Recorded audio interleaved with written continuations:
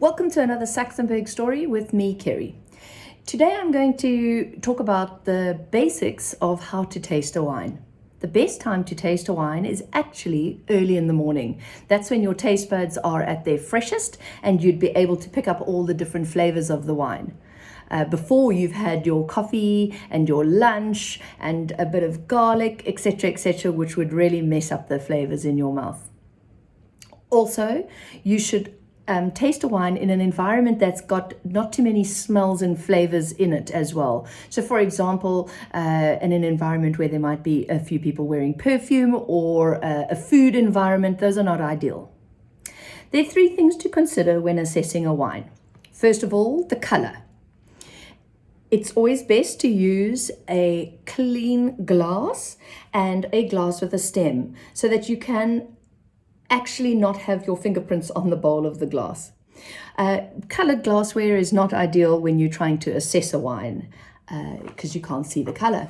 And a white background helps to be able to see the color in a perfect way. The gradation is important of the color, so it has usually a fairly pale rim and quite a deep dark core in the wine. People often ask about the legs of a wine. Sorry, I'm jumping to the nose because I can't help myself with this particular wine. But people often ask about the legs of a wine once they've swirled it around in the glass. Well, the legs are just an indication of the alcohol in the wine as well as the sweetness of the wine. It's not necessarily an indication of the quality of the wine. Secondly, the nose. So you've swirled the wine around the glass, and as you move your nose closer to the glass, you'll start picking up flavors. If it jumps out the glass, then you know that you're dealing with a wine that's had possibly a lot of extraction. It's maybe a bit fuller in style. It might be a little bit of a New World wine.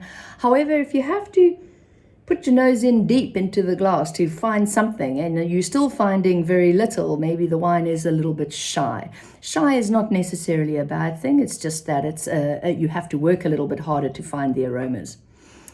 This is a Cabernet Sauvignon, as you can see, from Saxenburg, and that wine certainly, the flavors start coming out of the glass as soon as you put your nose close to it.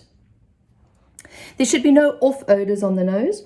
If you find a musty, moldy kind of smell, that usually would indicate that the wine is corked. This wine is not corked. You need to build up a library of smells for yourself. This is not an easy job to do because we all have a different sense of smell and a different sense of taste. And thank goodness we do have that, because otherwise life would be very boring if we really enjoyed the same thing, all of us, and the same wine. Everybody would have the same experience, but we don't. This library, as I say, takes time and a lot of effort to build up. Next time you go shopping, before you pack those groceries away, actually smell the fruits and vegetables that you have bought.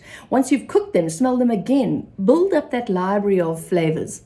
Also, maybe you go through your herb rack and spice rack, and smell all of those herbs and spices and get to terms with what does cinnamon actually smell like? What's the difference between cinnamon and nutmeg, for example?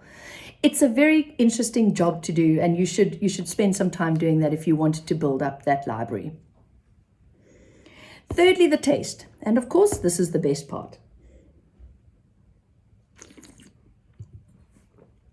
Take some of the wine in your mouth and swirl it all around your mouth, almost like when you're gargling.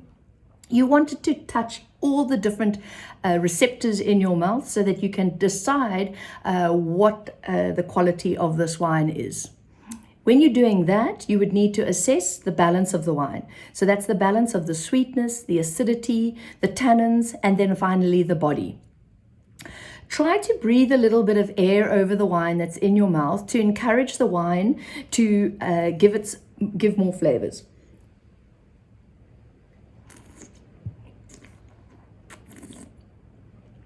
Again, using the library of flavors, you would be able to start to describe that wine. We're all different again, and we all taste and smell differently. So we should not be worried about saying, oh, I smell fynbos on this nose, when the next person might not be able to smell that, and that's fine. And then the taste as well. This is like rich, ripe plums, dark fruit. That's what I smell, but I can't be wrong because that's my library and my benchmark. This is a very vast topic, so we might need to cover it in another video a little bit more specifically, each different component. To create your own Saxenburg moment, please find the link in our bio to purchase any of our Saxenburg wines. Have a good evening.